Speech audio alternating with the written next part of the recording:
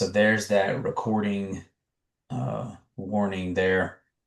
And then I'll post this to the SDC page on the actually the new tsin.org website. So we had a nice facelift to our website just in the last couple weeks. So a couple new links on there, just kind of a new overall look. So make sure you check that out sometime. I'll just put that here. But it looks good. The company we had do that development did a good job with it. All right, so I am going to go ahead and get started. Welcome everybody to the first coaching call of this year's statewide design challenge.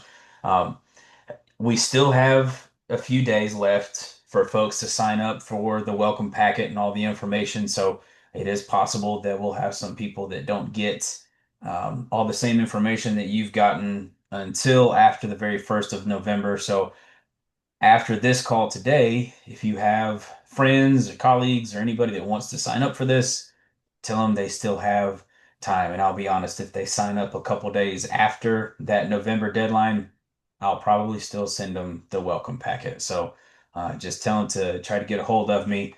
The sign up link will automatically close after that date. No worries. Just email me, and then I'm happy to send you whatever it is that we need to make sure they get.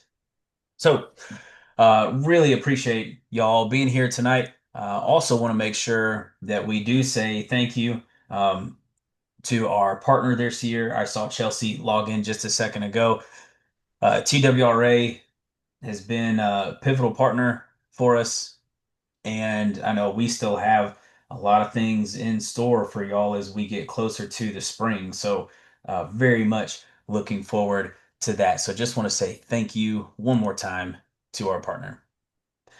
We covered the what's new part in the introduction call a couple months ago, but I want to make sure that I just touch on it a little bit again for those of you that may not have seen that video or you've just now registered for the packet.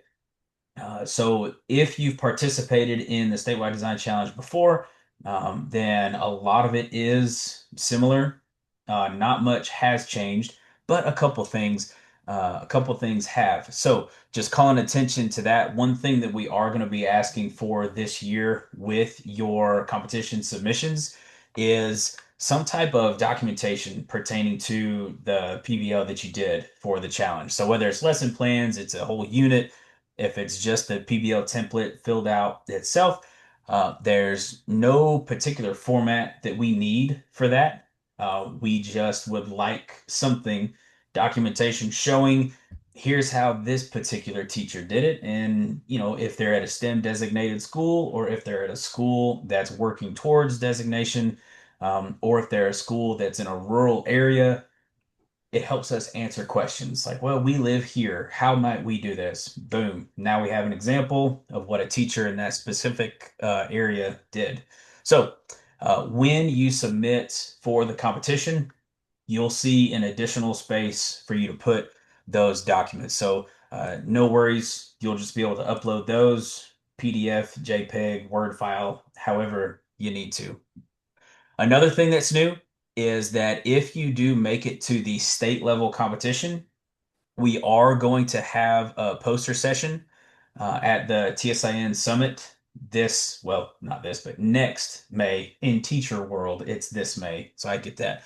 Um, but we are going to have that poster session again, and we know that it's a bummer that you might be asked to make a poster and then not get to present it. We understand that, but because of how things are announced, and because of the timeline is very short from the time we announce the winners to the summit, we do have to ask for that poster prior to, or well, in plenty of time so we can get it printed and then put it on the foam board and all of that. So just a heads up, documents for the PBL and then the posters, we're going to be asking you for that.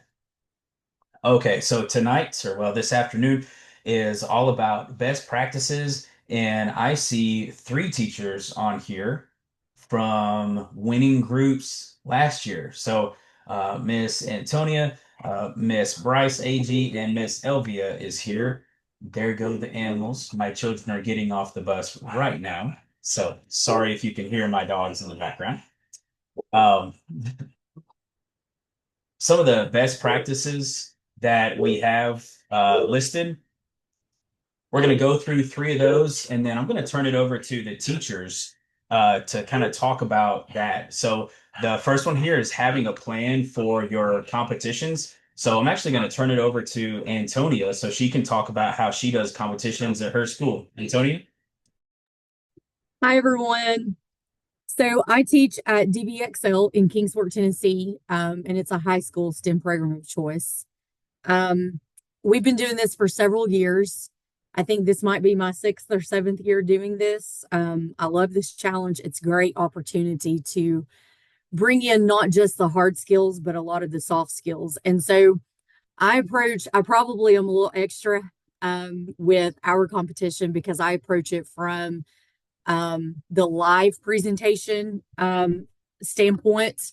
And so we actually go to a presentation space because we're not really set up for one. And it's a formal presentation. And I typically have students, so student teams will pitch to a panel of judges. My panel of judges are typically experts in the field from a variety of different fields. So they're from STEM fields, marketing fields, public relations, or communication fields. And some are just engineers. So they have like a variety of skills as well. And it's kind of an event, it truly becomes a live presentation showcase. And most of the time, this is the first true experience that students get. They've done presentations in class, but that's a different level. So this puts kind of brings a different perspective because they're not just presenting to me, and it really forces students to kind of level up in their language. And we just kind of turn it into an event. And from there, the judges actually select the top nominees to advance to regional. And that's kind of how I do that. And I usually start early, reaching out to contacts that I have, community partners, saying, hey, do you know of somebody who fits this theme or an expert in this particular field? And some judges, I retain them every year because they love the event so much, they want to continue to do it. But it truly gives students an opportunity to get feedback from someone other than me. And so then it kind of validates what we're doing in the classroom and kind of helps bridge that pipeline from classroom to workforce.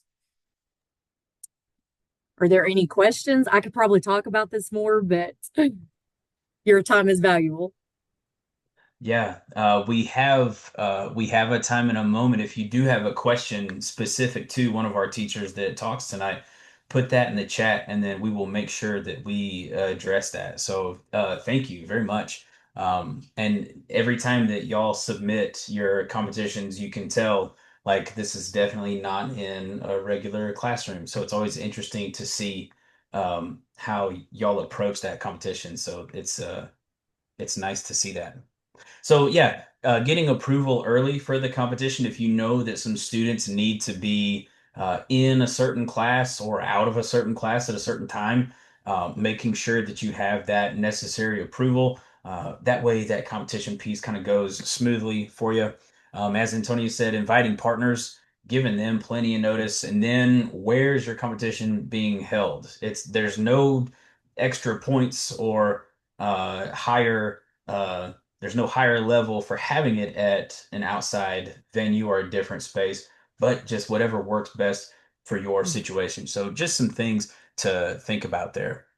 Another another best practice is setting clear expectations for your students. So showing them the rubric in advance. The rubric is the same one that our judges use. It's the same one that you've received in the welcome packet. So making sure they see that so they know exactly how they're going to be scored.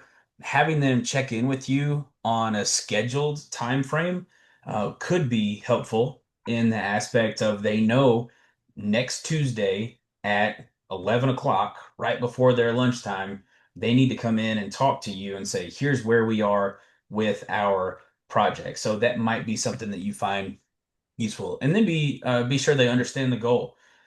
We leave this wide open, meaning we don't narrow it down to you having to provide a specific solution. So if your students have a particular goal in mind, making sure that that's clear for both of y'all. This is what we're working towards. That way you can provide some type of guidance, or you can match them up with a necessary industry partner or coach, whomever that might be. Third best practice is allowing for flexibility and creativity in the student solutions. So all good PBLs, as we know, are open-ended, meaning there's not an A, B, C, D answer. The solution is up to the students, and I think you'll find just how creative they can be when they get that license to figure out the solution to that problem. Encouraging multiple strategies and outcomes. It's hard as a teacher sometimes to relinquish that control and to let the students take over with the project. Totally understand that. It was difficult for me to do as well. But letting them go will amaze you in the things that they come up with. And then the last thing, utilizing the tools and resources that you have. And Elvia, if I could put you on the spot here, I know I'm asking you this, but I remember some of your students submitted some 3D designs last year, the year before, that were really impressive. So, would you mind just kind of talking a little bit about how you let your students figure out what resources they're going to use for their projects? Hi, yes. So I teach at Nolensville High School and I teach the engineering pathway. And so I try my objective through the entire pathway is just to give them different tools that they have in their toolbox to be able to show what they know. And so one of the things is to 3D model. And so I just give them several different software tools that they can use, and they just end up using their favorite tool. I try to use a lot of the free ones they can access on their Chromebooks and at home, as opposed to like Rivet that they have to be on campus to use. So we use things like SketchUp and things like that. So they're able to do that. I've had students that have actually created just prototypes out of, cardboard, simple, inexpensive materials. One team created a sample biodegradable plastic with some products we just bought off Amazon. So it's like what you said, Ben, just letting them run, see what they can come up with, removing some of those constraints. So. Yeah, and some of those models that those students submitted through SketchUp, those were like impressive models that you might expect to see out of somebody that does that for a living, you know? Yeah. So really, really Some, blown away. yeah, I let them, they pick something that they love and I let them explore and get better at it. So luckily, that's part of what we do in my classroom. That's fantastic. All right. So now what I would like to do is turn it over to Miss Bryce Agee, and she's going to kind of walk us through. Bryce's students won the STEM Inclusion Award last year. That's right, STEM Inclusion Award, Miss Agee. Yes.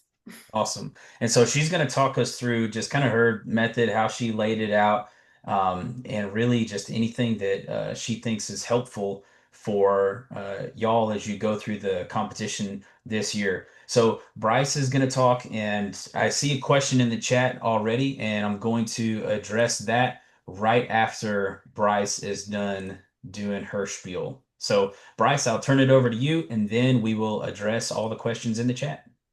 Okay. Well, I'm Bryce. I teach computer science and coding at Milan High School.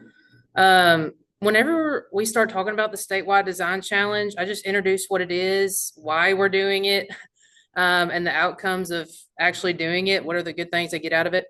I also kind of talk to them about TSIN and who they are and what their mission is, and I show them some pictures from our previous experiences. Um, I don't like to dive into the challenge right off the bat. I feel like with my group, everybody's group's different. I feel like they could get a little overwhelmed.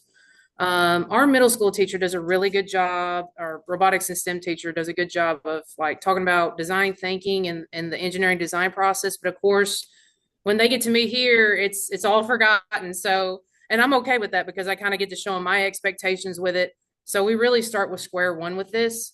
Um, so what I like to do a series of very short mini engineering design process challenges. With each challenge, I add in a new component that the statewide design challenge is required to have. Some of the challenges I've gotten from Define Learning, but it allows them to kind of engage in the engineering design process, but also to kind of get their minds shifted towards, okay, this is what I need to be doing for whenever we start the state level competition. Um, I kind of take the risk up front of letting kids choose who they work with. They have to work with somebody, groups of 2 to 4, just like the competition. We've all got that one kid that's like a lone wolf, very independent. I get it, doesn't want to work with anybody. So I've got a couple of strategies for them. I let them work alone the first round, but they have this clear understanding that the next challenge they have to work with somebody. Their work has to be turned in on time and it has to be top notch. I do not give any kind of grace on deadline with that. They've chosen to work alone. But I've also paired them with students that I like to consider like a safe group, folks that I know won't be judgy or, be mean to them. It just depends on your environment. We break down the engineering design process, but we use a digital engineering notebook, and we use that for every mini challenge. We use the same notebook for the statewide competition. It's a Google slide that I share on Google Classroom. That way I can have access to it. If one of their buddies is absent or has caught the plague and just hasn't shown up for the project, they still have all their notes for it. But in that, they document every single step of the EDP, any note, any idea, brainstorm, blueprint, design. They all put it into that one singular notebook. That way I have easy access to it and all their group members do too.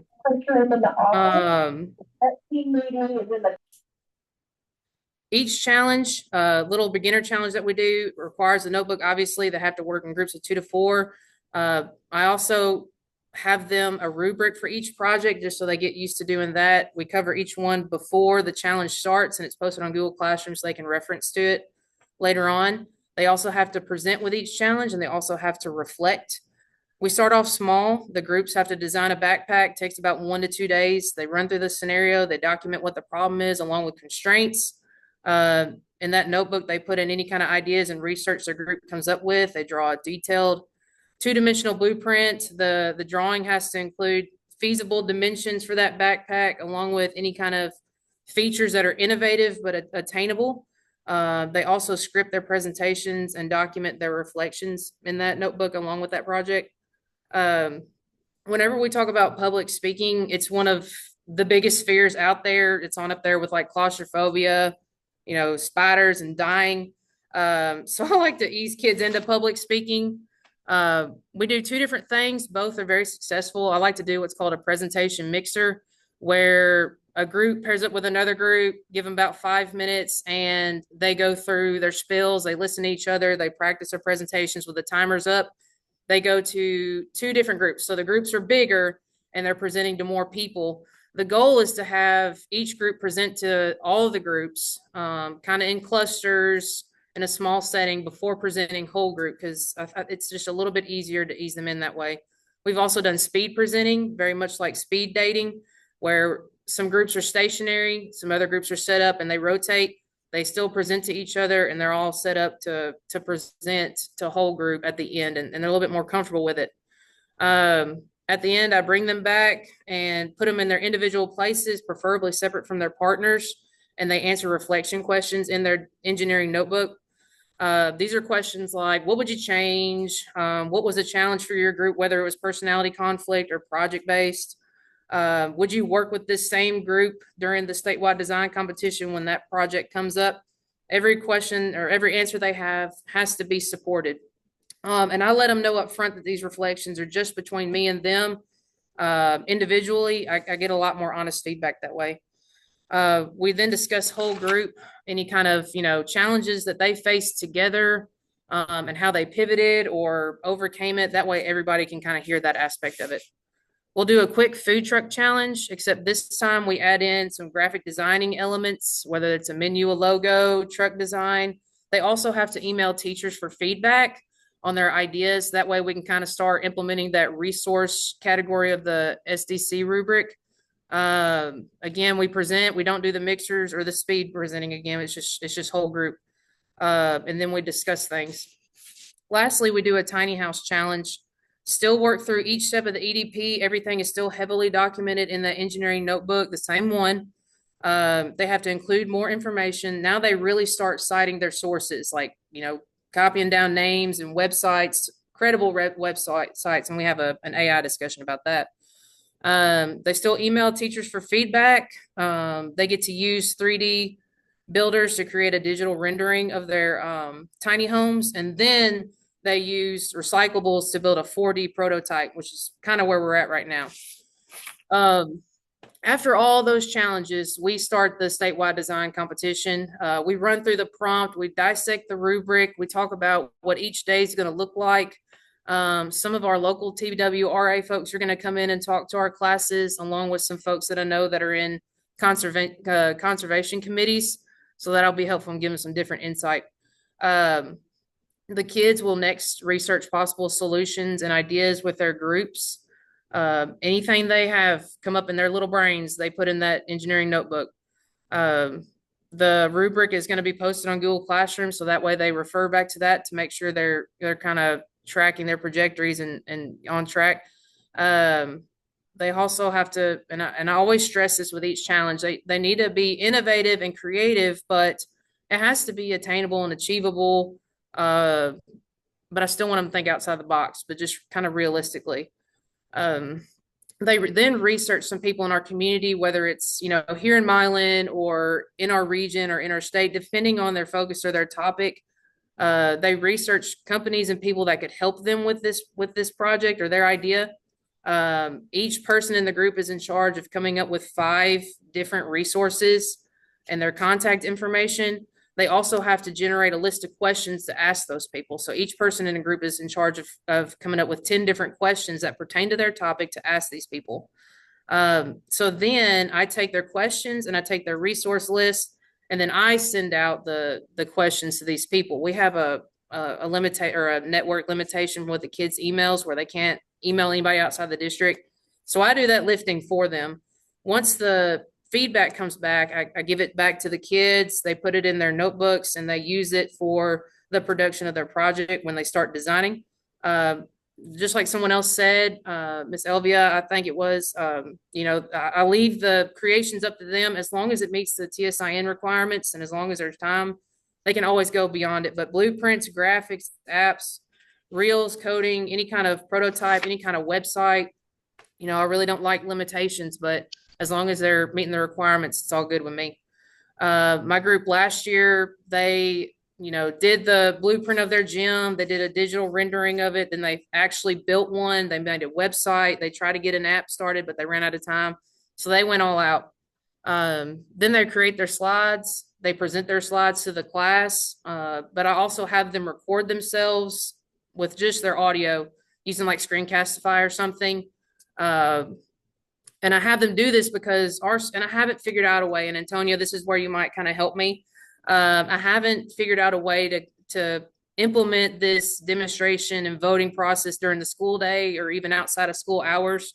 Our kids' schedules are so jam-packed and our school calendar is packed that it's hard to have that set aside to have on its own thing. So what I do is they record their presentations, they go through their slides, and then I show my classes those recordings. Those classes vote on their favorite one. I'll take about 3 or 4 of those top votes, and then I email out those recordings to the district. And the district chooses their favorite one, and whichever one has the most votes is our local winner. And that's how I do it. No, that's great. There's definitely a lot going on with everything that y'all do. Um, but I could imagine that there are several teachers and several situations where, all those steps are very necessary to figure Mm. out who your winners are and to really make sure that uh, this is done in a structured manner. So that's definitely appreciated, the time and effort that goes into all of that. So what I'd like to do now is just pause for a moment and to let anybody ask any questions. If you could put those in the chat, that way we're not hollering over each other. Um, I'll address them in the chat. I've got two ready to go right now. So if you're thinking of questions or if you have something you want to ask one of our teachers, please put that in the chat. So first one. It says we are a small K-5 school, about 200 students, recently STEM designated. Congratulations. We were thinking about doing it as a whole school with each grade level doing something different. Is that okay? And that comes from Miss Ramona Owen, who is here with us. So, Ramona, the answer to your question there, is that okay? 100% yes. Um, we have some schools that do this as a whole school competition. Is there anybody online with us tonight that does this as a whole school competition that could share some insight on that? Perhaps not. Um, but so the answer to your question is yeah, that's definitely okay to do it that way, to have them doing something different. And I'm imagining um, each grade level. So within classes, Ramona, could you tell us a little bit more about that? If they're all doing something different, does this mean that the first grade is approaching this project in a certain time of day, or do they go to a certain class? Is this like a specials period kind of thing? What's your thought there?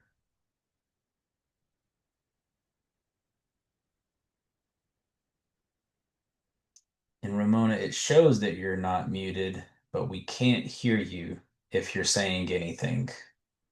Maybe you're typing as well. That's okay. Ramona, we'll give you a moment. If you do get that mic situation figured out, feel free to just hop on, interrupt me if I'm talking here. But we do have another question from Miss Pittman. How long does each mini project last? And that was asked during Bryce when you were presenting. So, Bryce, how long does each mini project last? Um, they don't last very long. I try to progress the time the closer we get to the statewide challenge because the challenge itself is can get kind of lengthy. So the first one maybe it's about 2 to 3 days. The food truck one maybe I don't know, maybe Monday to Friday, present Friday. The tiny house one is taking the most time because they've actually built the tiny home. But that's taken about a week and a half, and we're ready to present, maybe Tuesday. Good deal. Another question. Can I participate even if I am not a teacher directly from Tennessee school, but the students are studying there? So, Mr. Morales, email me. I'm going to put my email in the chat for everybody right now, and then you and I can have a separate conversation just about whatever that situation is. Um, but there's no limits to who can use the statewide design challenge packet. But as far as competition goes, we would have to discuss what that looks like. So certainly glad to have that conversation. Ramona, yeah, we just couldn't hear you. I don't know. I don't know what was going on now, but if you want to give another attempt to that, then we can hang on for a moment. Oh, let's see. From Wallace J2 it says, how many projects can each school submit? So that's always a good question that we get. So for that local competition, some districts hold it as their own district competition, and they'll submit one or two from the district entirely.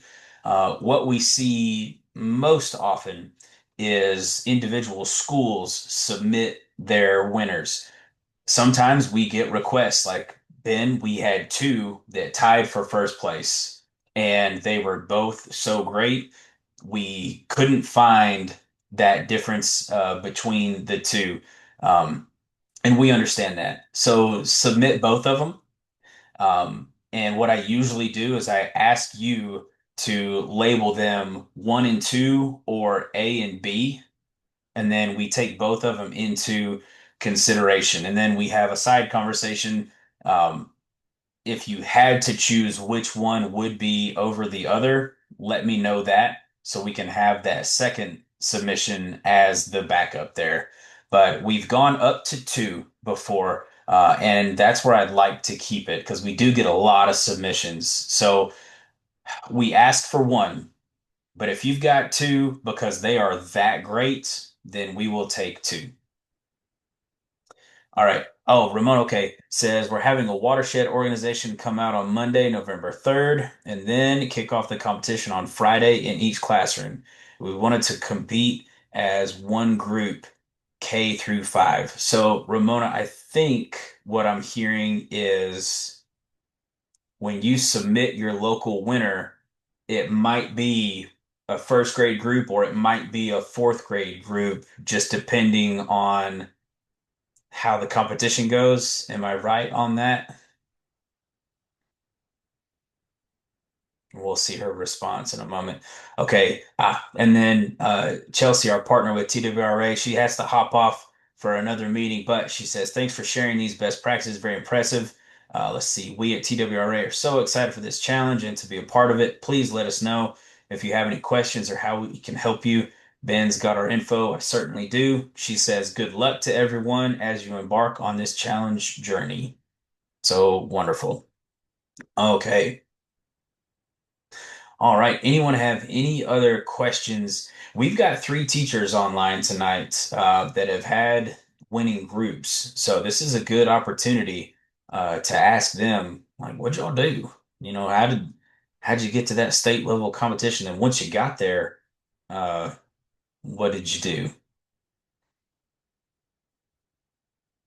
I'll give just another moment for any other questions. I haven't been able to connect with anyone at TWRA. Do you have a contact? So, you know what, Antonia, you sent me that in an email, I think. So, the answer to that is yes. So we have, so I can reach out to Chelsea, and I certainly will. If you're having trouble getting in contact with someone local to you, then yeah, I'll do some back end research and I'll see if we can make sure that those connections are made for y'all.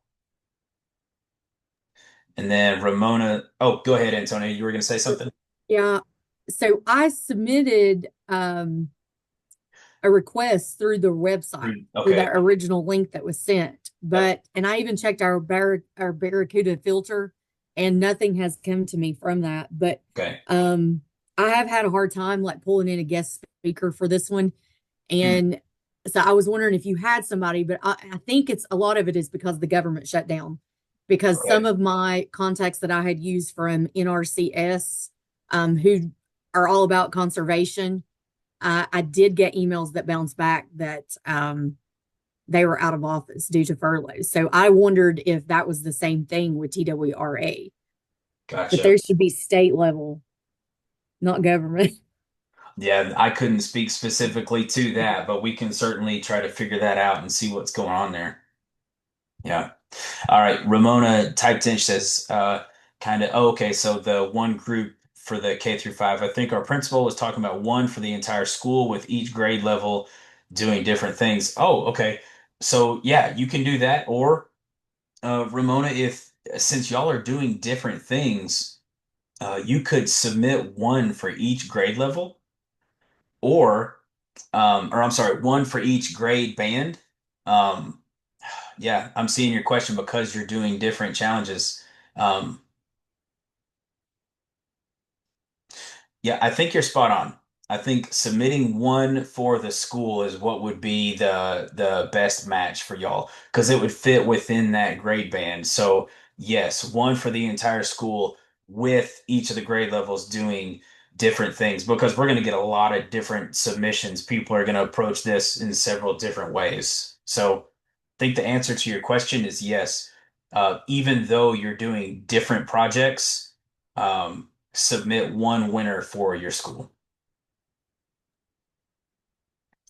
Um, like, can I say something about that too? Yeah, You absolutely. mind?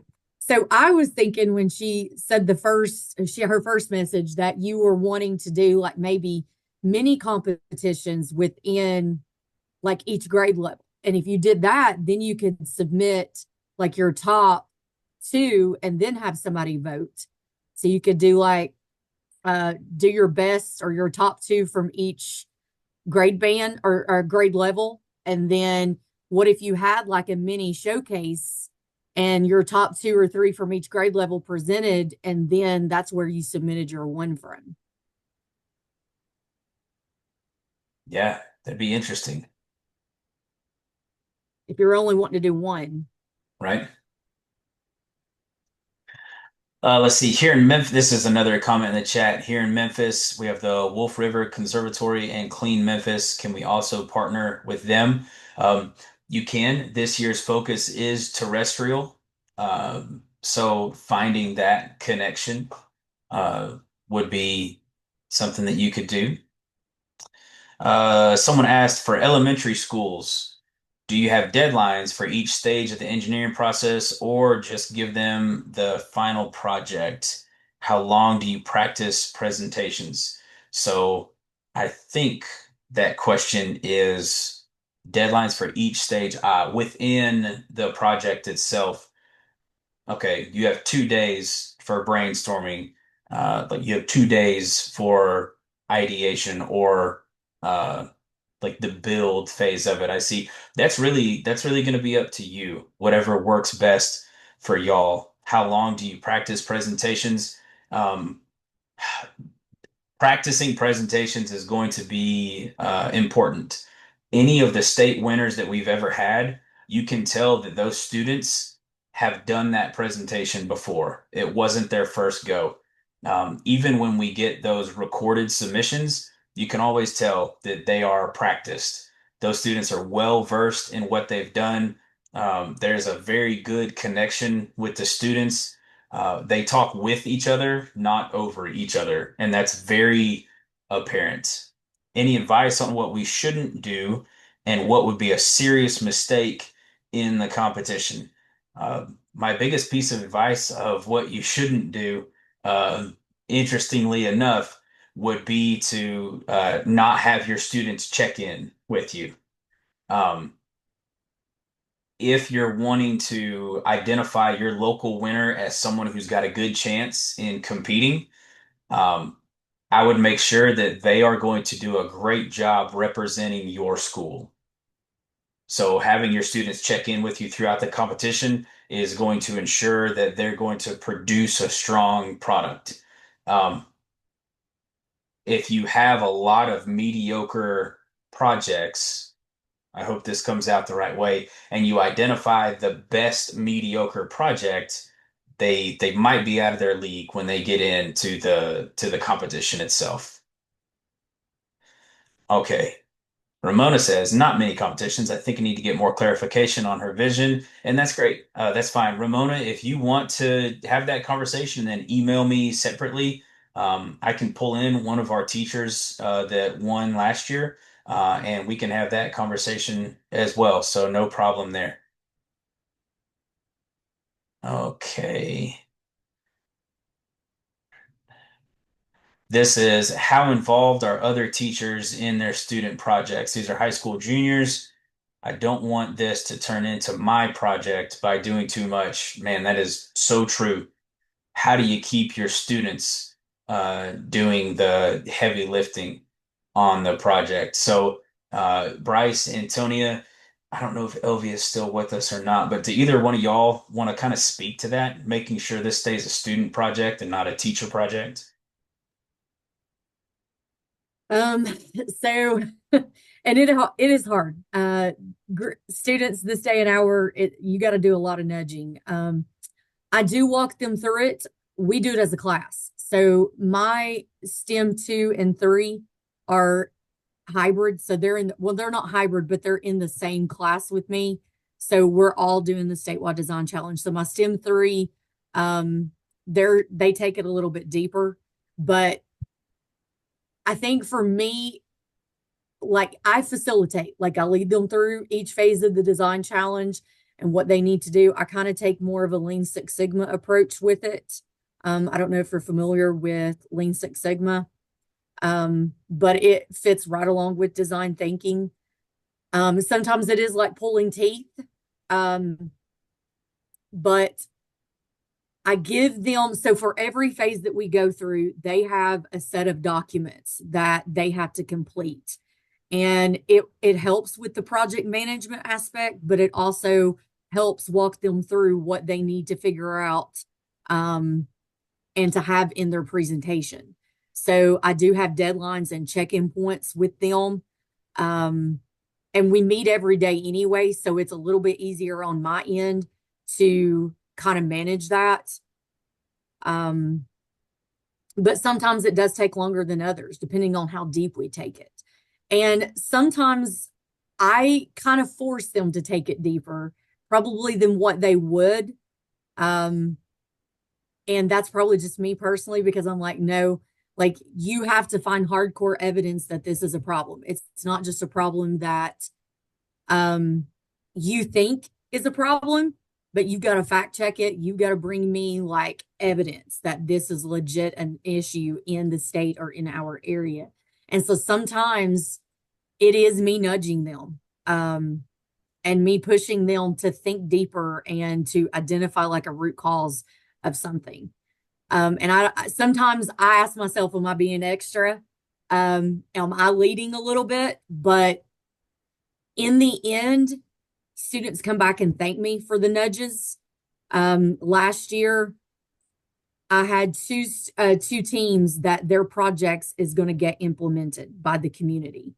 One of them, Sullivan County Health Department, is actually in love with their idea, and they're going to implement it on some level over the next few years.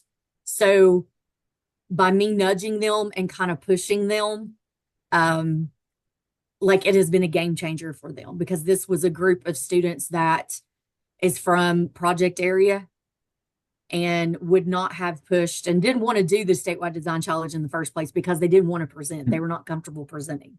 So I think I have, like, I battled that question all the time. And I asked myself, am I doing the right thing? But sometimes some groups need it more than others. Like a lot of students this day and hour are not independent learners. And so I think it requires more facilitating from us.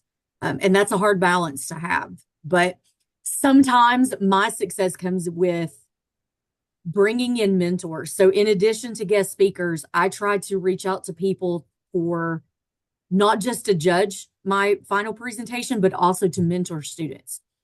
And it's so funny because they always validate me and what I've said in the classroom. And I think that helps students to see that it's not just coming from me and me pushing them to do something. Sometimes they take it better if it does come from someone else who is an expert in that field.